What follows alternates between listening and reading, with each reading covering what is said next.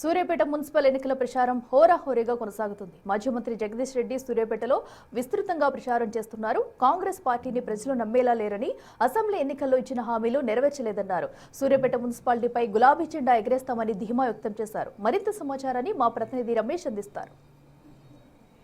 ఉమ్మడి నల్గొండ జిల్లాలో సూర్యాపేట మున్సిపాలిటీ మాజీ మంత్రి జగదీష్ రెడ్డికి ప్రతిష్టాత్మకంగా మారింది. గతంలో ఇక్కడ జనరల్ స్థానంలో కూడా ఒక ఎస్సీ మహిళకు కూడా గతంలో ఆ చైర్మన్ స్థానాన్ని దక్కించడం జరిగింది. సూర్యాపేటని అభివృద్ధి కోసం 10 సంవత్సరాల పాటు మంత్రిగా సూర్యాపేట పట్టణాన్ని అభివృద్ధి చేశాం. ఇప్పుడు కూడా మున్సిపల్ చైర్మన్ని కైవసం చేసుకునేందుకు కూడా విస్తృతంగా ప్రచారం నిర్వహిస్తున్నటువంటి పరిస్థితి కనిపిస్తుంది. మనతో మాట్లాడానికి మాజీ మంత్రి జగదీష్ రెడ్డి ఉన్నారు. అందరి దృష్టి కూడా ఇప్పుడు సూర్యాపేట వైపే ఉంది. సూర్యాపేట ఎలా ఉండబోతుంది?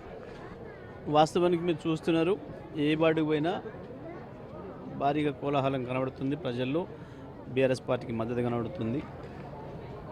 సారే కావాలి, మళ్ళీ కేసీఆర్ రావాలి, కారు గుర్తే కావాలి అనే మాట ప్రతి ఒక్కరిలో వినబడుతుంది. ఈ కాంగ్రెస్ ఇచ్చిన హామీలకు మోసపోయి ఆ రోజు కాంగ్రెస్కు ఓట్లేసినాం, నమ్మి కాంగ్రెస్ ఓట్లేసినాం, ఇప్పుడు మోసపోయినాం అనే భావన వచ్చింది. 2 ఏళ్ళు అయింది, ఒక్క హామీ నెరవేర్చలేదు. కాబట్టి తప్పకుండా మేము కాంగ్రెస్ను ఖతం చేస్తామనే భావన ప్రజల్లో కనబడుతుంది. తప్పకుండా బీఆర్ఎస్ పార్టీకి మంచి అవకాశాలు ఉన్నాయి. అంటే ఎస్పెషల్లీ సూర్యాపేటపై అందరి దృష్టి ఉంది. ఎందుకంటే ఇక్కడ ఉమ్మడి నల్గొండ జిల్లాలో గెలిచినటువంటి ఏకైక ఎమ్మెల్యే 10 సంవత్సరాలు ఇక్కడ మంత్రిగా కూడా ఉన్నారు. కాబట్టి సూర్యాపేట ఎలా ఉండబోతుందని ప్రజలంతా కూడా ఎదురు చూస్తారు. వాస్తవమే ఉంటాయి, సహజంగానే ఎక్స్పెక్టేషన్స్ ఉంటాయి. బట్ ప్రజల్లో కూడా ఆ రకమైన ఆదరణ ఉంది. మీరు ఎక్కడ చూసినా ఇవాళ తప్పకుండా బీఆర్ఎస్ పార్టీ గులాబీ జెండా ఎగిరేస్తుంది మున్సిపాలిటీ మీద అనే మాట వినబడుతుంది ప్రతి ఒక్కరిలో. తప్పకుండా గెలిచిందన్న విశ్వాసంతో ఉన్నాను నేను కూడా. అంటే గతంలో కూడా మీరు 10 సంవత్సరాలు మంత్రిగా ఉన్నప్పుడు కూడా చాలాసార్లు ఇలాంటి ఎలక్షన్స్లో కూడా చూడడం జరిగింది. అప్పుడు కూడా అధికార పార్టీకే ఓటు వేయాలి, అధికార పార్టీకి వేస్తేనే అభివృద్ధి చెందుతుందని కూడా విస్తృతంగా ప్రచారం చేశారు. అప్పుడంతా కూడా క్లీన్ స్వీప్ చేశారు. ఇప్పుడు కూడా వారు అదే అస్త్రంగా అధికార పార్టీకి ఓటు వేస్తేనే అభివృద్ధి చెందుతుందని కాంగ్రెస్ నేతలు చెప్తున్నట్టు. వాస్తవమే అది ఉంటే సహజంగానే అధికార పార్టీకి ఉండే అడ్వాంటేజ్ ఉంది. కానీ ఇక్కడ వాళ్ళకు ఉండే ప్రతికూలత ఏంటి అంటే వాళ్ళు ఇచ్చిన హామీ ఒక్కటి కూడా నెరవేర్చలేదు. ఇక వాళ్ళ మాటలు నమ్మే స్థితిలో ప్రజలు లేరు. మున్సిపాలిటీల అభివృద్ధి కూడా ₹1 ఇవ్వలే, సూర్యాపేట కూడా ₹1 ఇవ్వలే, ఏ మున్సిపాలిటీ కూడా ₹1 అభివృద్ధి కార్యక్రమాలు చేయలే. మేము చేసినవి ఉన్నాయి చెడగొడుతున్నారు. ఆనాడు ఇచ్చిన కార్యక్రమం పూర్తిగా చేయలేకపోతున్నారు. మేము మంచిగా నల్గొండ కావచ్చు, సూర్యాపేట కావచ్చు, బ్రహ్మాండంగా ప్రతిరోజు మంచినీళ్ళు ఇచ్చినాం, వాటిని కూడా అందలేకపోతున్నారు. వీధి దీపాల నిర్వహణ లేదు, మురికాలువల నిర్వహణ లేదు. మళ్ళీ దోమల బెడద, మళ్ళీ పందుల బెడద ఎక్కువైతుంది. అన్ని పట్టణాలలో కూడా కాంగ్రెస్ రౌడీజం ఎక్కువైంది. వాళ్ళు ప్రజల ఆస్తులను ఆక్రమించడు, భూములు ఆక్రమించడు, ఇల్లు కూలగొట్టడు, ఇవన్నీ కూడా జరుగుతున్నాయి. హెడ్ పేరు మీద అన్నీ కూడా చూస్తున్నారు. తప్పకుండా ప్రజల్లో ఒక ఆలోచన అయితే ఉంది.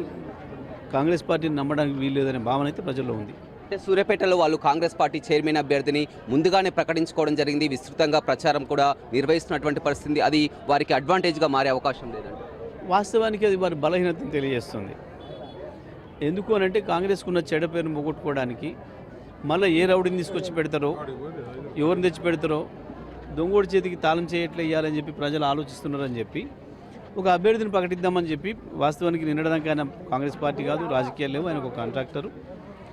ఆయన తీసుకొచ్చి ప్రకటించుకున్నారంటేనే కాంగ్రెస్ ఎంత బలహీనంగా ఉందో ఓటమి భయం వాళ్ళని వెంటాడుతుందని కనబడుతుంది. మంత్రి ఉత్తమ్ కుమార్ రెడ్డి కూడా ప్రత్యేకంగా సూర్యాపేటపై దృష్టి సారించి ఇక్కడ ఉన్నటువంటి వర్గ విభేదాలను కూడా అందరినీ ఏకతాటిపైకి సాధించి ఖచ్చితంగా కాంగ్రెస్ పార్టీ కైవసం చేసుకునేందుకు కూడా వ్యూహాలు రచిస్తున్నారు.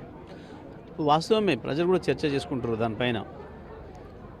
అదేదో సినిమా ఉన్నట్టు అవును వాళ్ళిద్దరు ఒకటయ్యారు అని ఇక్కడ కూడా అవును ఆ ఇద్దరు దొంగలు ఒకటయ్యారు, తలా ఇన్ని వార్డులు పంచుకున్నారు, అంతా ఇది రౌడీల పాలే అవుతుంది అనే భావన సూర్యాపేట ప్రజల్లో కూడా విస్తృతంగా ఉంది.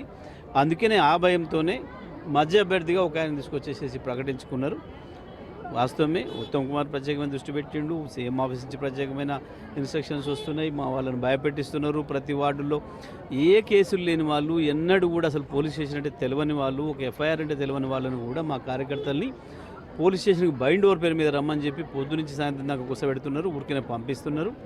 వాస్తవానికి రౌడీలేమో రోడ్ల మీద తిరుగుతున్నారు. కాంగ్రెస్ పార్టీ జెండా కప్పుకున్నందుకు అమాయకులను పిలిచి ఇబ్బందులు పెడుతున్నారు.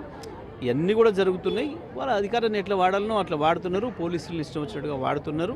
ఒక నాట్ ఓన్లీ సూర్యాపేట, అది నల్గొండ కావచ్చు, అది హుజూర్నగర్, నేరేడు జిల్లా కోదాడ కావచ్చు, ఇంకొక ఆడ కావచ్చు, ప్రతి చోట కూడా సాగర్లో కూడా కావచ్చు, అన్ని చోట్ల కూడా మిర్యాలగూడలో కావచ్చు, ప్రతి చోట కూడా ఇదే జరుగుతుంది. అయితే ఒక సూర్యాపేట మినహా మిగతా మొత్తం కూడా 16 మున్సిపాలిటీ, ఉమ్మడి నల్గొండ జిల్లాలో మొత్తం 16 మున్సిపాలిటీలో కూడా ప్రతిదీ కూడా అబ్జర్వ్ చేస్తున్నారు. నల్గొండ కార్పొరేషన్ కూడా ఇప్పుడే ఈ కార్పొరేషన్ కూడా తొలిసారిగా ఎన్నికలు జరగబోతున్నాయి. ఓవరాల్గా ఉమ్మడి నల్గొండ జిల్లాలో బీఆర్ఎస్ వాస్తవానికి జిల్లా అంతటా కూడా ఒకటే భావన ఉంది, ఈ మోసగారి కాంగ్రెస్ను ఓడించాలి, అభివృద్ధి చేసిన కేసీఆర్ని తెచ్చుకోవాలి, కారు గుర్తుకు ఓటేయాలి, టీఆర్ సభ్యులను గెలిపించుకోవాలనే భావన జిల్లా అంతటా కూడా కనబడుతుంది. మంచి ఫలితాలు వస్తాయి.